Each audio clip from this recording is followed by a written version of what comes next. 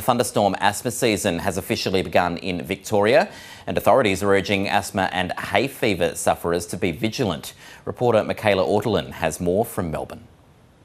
It's a very particular type of condition that causes these events. We're talking about pollen in the air. It's linked to a particular type of grass, ryegrass, as well as very certain weather conditions. So things like thunderstorms or a cool change in the weather with high winds. Now those winds pick up the pollens, essentially they break them down into small particles, and those small particles are what you breathe in and essentially cause these asthma conditions. Now, authorities are warning that this year it is a bit of an average at the moment thunderstorm asthma season that we're expecting, but it's really dependent on the next couple of weeks and months even in terms of what the weather does, and that could essentially change that prediction. So here's a little bit of what the BOM had to say earlier today.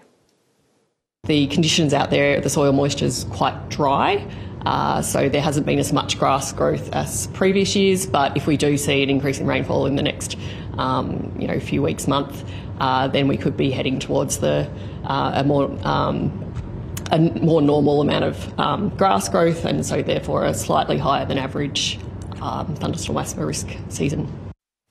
So the advice to people, particularly those who suffer asthma and hay fever, is to book in and see your GP now to make sure that you have a plan in place. If you need any sort of asthma puffer or medication, you can get that under control. Make sure you're doing that early and don't wait for these high-risk days. At the moment, today it's a green day, it's a relatively low-risk day, but you can keep on top of the alerts via the Vic Emergency app or website. They usually have a 3-day rolling forecast so that you can see what the risk levels are and make sure you are keeping your medication on you.